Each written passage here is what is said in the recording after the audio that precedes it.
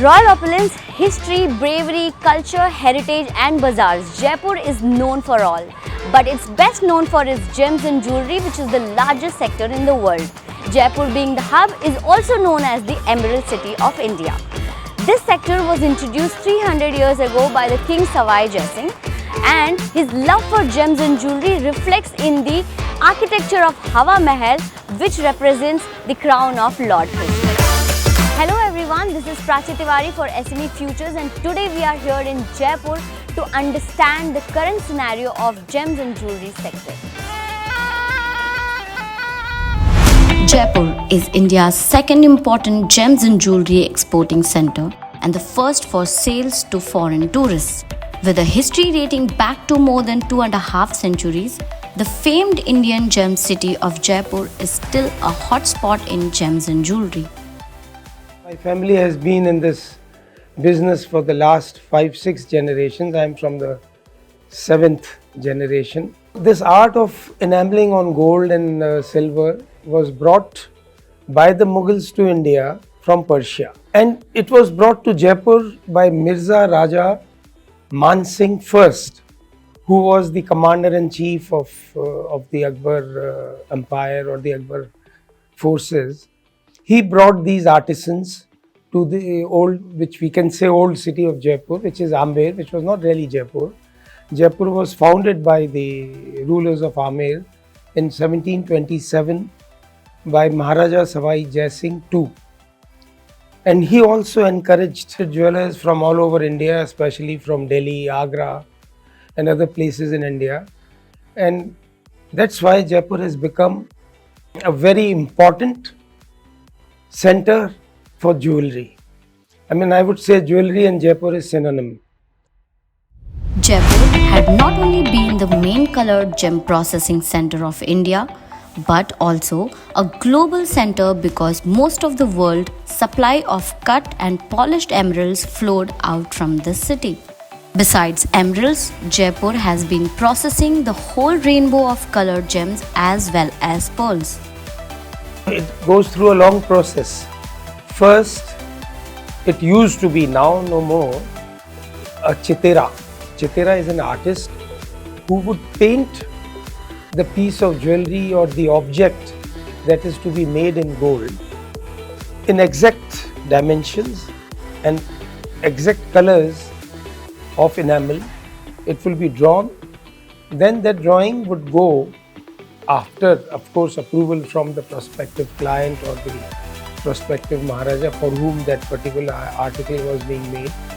It would go in the hands of a goldsmith who will make that item in gold. From there, it went to the enameler who would do the engraving on gold and enameling, fill it with enamel, which is not really glass but glass-like material, which is crushed in powder. And thereafter it would go to a jadia or a craftsman who does the setting of stones. So the stones were set with very thinner than paper, like gold leaf, and that is known as jadau work, or the art of setting stones. Now this prong setting and all came with the British. I mean, if you see the jewellery of north, of Kashmir, of Assam, of south, the setting is different.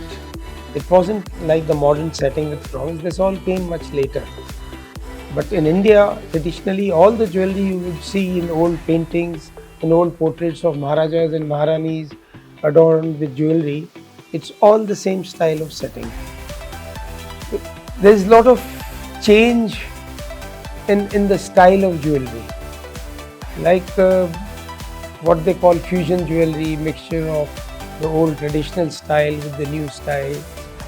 So with the change of times, change of taste, definitely the jewellery is changing, but the traditional jewellery, which I would say are like classical songs, pakka gana jise bolte hain, which never go outdated. That is there and there to stay. देखिए trend में क्या चलता है, हमेशा हम देखते हैं कि या तो ब्लू चलता है, कभी पिंक चलता है, कभी ग्रीन चलता है। अभी एमराल्ड चल रहा है, ग्रीन वर्ल्ड वाइज, और एमराल्ड में भी प्राइस हम ये मानते हैं कि एमराल्ड जो है सबसे ज़्यादा अगर मैन्युफैक्चरिंग होता है तो वो जयपुर में होता है। India's gems and jewelry exports reached 39.14 billion US dollars in 21-22, a 54.13% rise from the previous year. In April 2022, India's overall gems and jewelry exports were at 3.23 billion US dollars. The government of India is aiming at 70 billion US dollars in jewelry export in the next 3 years until 2025, up from 35 billion US dollars in 2020. Well, I don't have the figures, but definitely the export of diamonds and jewelry and gold jewelry, there's a great contribution in the exchequer.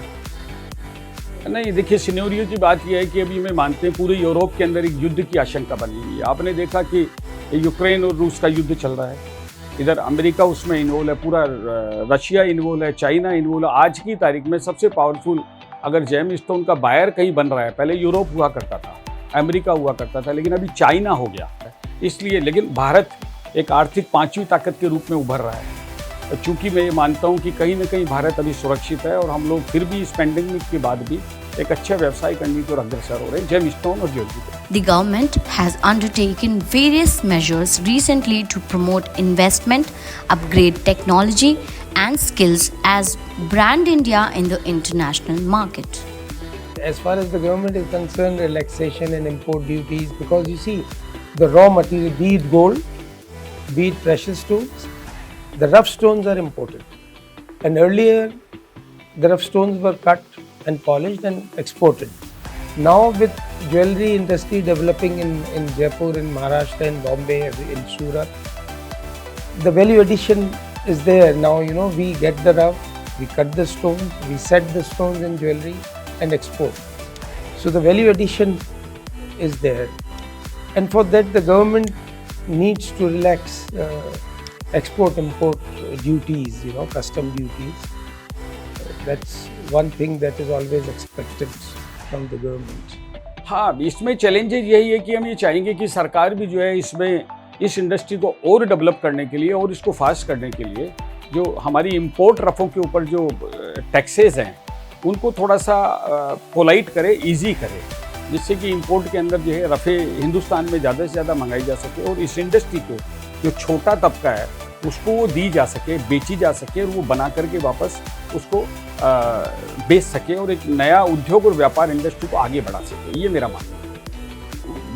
From government we require basically the taxation part and the complications part that needs to be easier for the businessman to do.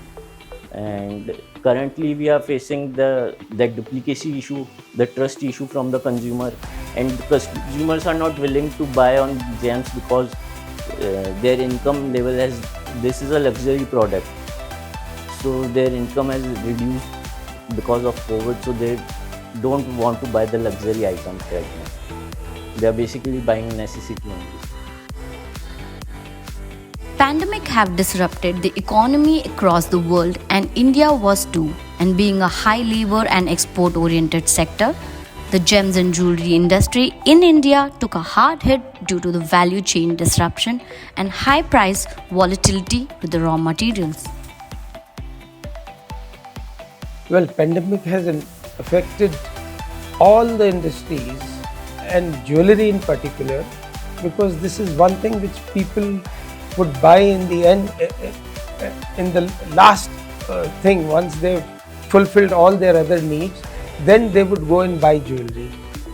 Plus tourism suffered, and in Jaipur a lot of foreign tourists come, and especially we are mainly dealing with foreign tourists, and for the last 3 years, even now the tourists haven't started coming as yet, so it was very, very badly affected. But thank God now it is gradually picking up, and hopefully I see a bright future for the jewelry industry. अपन ये मान सकते हैं कि जो 2 साल रहा वो आप ये मान के चलिए वर्ल्ड वाइड पूरे संसार के लिए बहुत ज़्यादा पेंडेमिक रहा। मैं केवल इंडिया की बात नहीं कर रहा, पूरा यूरोप उठा लीजिए, अमेरिका उठा लीजिए। अभी सबसे ज़्यादा जो है जितना हमारा ज्वेलरी जाता है या जेम स्टोन जाता है वो अमेरिका जाता था, इटली जाता था, यूरोप जाता था, कि चाइना जाता था या हांगकांग वगैरह इन कंट्रियों में ज़्यादा जाता था। उसकी वजह से अभी पेंडेमिक का अब असर मैं मानता हूँ 50% कम हुआ है। अर्थव्यवस्था धीरे धीरे ऊपर आने लगी है और व्यापार तेज़ी से हमारा बढ़ने लगा है। मैं समझता हूँ इंपोर्ट भी बढ़ा है, एक्सपोर्ट भी बढ़ा है और गोल्ड ज्वेलरी वगैरह की भी डिमांड काफ़ी जो है इम्प्रूव हो रही है। निश्चित तौर से आगे बढ़ रहे हैं, ऐसा कुछ भी नहीं। Current situation is the procurement of the material is very difficult to procure the material because most of the materials are import from different countries, mostly from Africa, and the rough which we are used to import pre-COVID scenario, the prices are increased and no one is willing to import because it takes huge amount of money to import, and there is a drop in sales, so everyone is not manufacturing and importing this stuff. So prices are also very sharply increased in recent times, and there is a difficulty in getting labor because most of the labor are